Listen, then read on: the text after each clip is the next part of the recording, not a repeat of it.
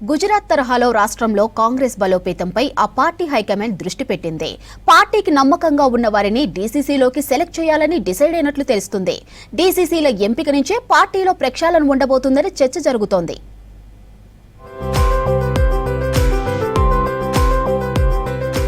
పార్టీలో సీనియర్లుగా ఉన్న తమకు సరైన ప్రాధాన్యత దక్కడం లేదని రాష్ట్ర నాయకత్వంపై గుర్రుగా ఉన్నారు కొందరు హస్తం లీడర్లు. 10 ఏళ్ల కష్టకాలంలో పనిచేసిన తమకు పార్టీ అధికారంలోకి వచ్చాక గుర్తింపు లేకుండా పోయిందని పలు సందర్భాల్లో ఆవేదన వ్యక్తం చేస్తున్నారు. దీంతో పార్టీ కోసం పనిచేస్తున్న సీనియర్లకు ప్రాధాన్యత ఇవ్వాలని AICC in charge Meenakshi Natarajan, AICC ప్రధాన కార్యదర్శి కేసీ వేణుగోపాల్, పీసీసీ మహేష్ కుమార్ గౌడ్ నిర్ణయం తీసుకున్నట్లు తెలుస్తుంది.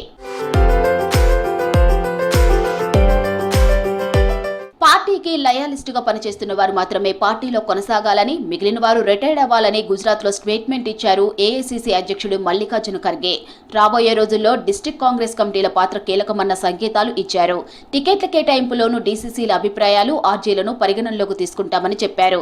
దీంతో ఇంతకాలం పార్టీ కోసం పనిచేసిన వారికి ప్రాధాన్యత దక్కుతుందన్న చర్చ జరుగుతుంది. डीसीसी प्रेसिडेंट थे, उनकी मीटिंग हमने ली. एक गाइडलाइंस देने के लिए हमने पूरी कोशिश की और जिला अध्यक्ष को अपनी नियुक्ति के 1 साल के अंदर बूथ कमेटी बनाना, मंडल कमेटी बनाना, ब्लॉक कमेटी और जिला कमेटी में बेहतरीन लोगों को जोड़ते हुए बनाना है. इसमें कोई पक्षपात नहीं होना चाहिए. గ్రామ, మండల, జిల్లా స్థాయి నాయకత్వంపై డీసీసీల ఇంపాక్ట్ ఉంటుంది. దీంతో పార్టీ కోసం నమ్మకంగా పనిచేసే వారిని డీసీసీలో అవకాశం ఇవ్వాలని కేంద్ర నాయకత్వం భావిస్తుంది. స్థానికంగా గుర్తింపు ఉండి 2017 నుంచి పార్టీలో పనిచేస్తూ సిద్ధాంతం పట్ల అవగాహన ఉన్న వారికే ప్రాధాన్యం ఇస్తామంటుంది. సీనియారిటీ, సిన్సియారిటీ, లాయల్టీ, క్రమశిక్షణ, సామాజిక నేపథ్యం అన్ని పరిగణనలోకి తీసుకోనున్నట్లు చెబుతుంది.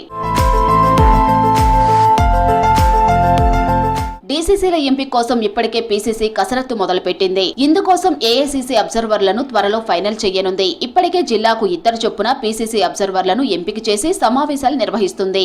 ఒక్కో జిల్లా నుంచి డీసీసీ రేసులో ఉన్న 3 పేర్లను అధిష్టానానికి సిఫార్సు చేయనున్నారు ఏఐసీసీ అబ్జర్వర్లు. ఇందులో ఒక్కరి పేరును అధిష్టానం ఫైనల్ చేస్తుంది. డీసీసీల అవకాశం కోసం చాలా మంది నేతలు ప్రయత్నిస్తున్నారు.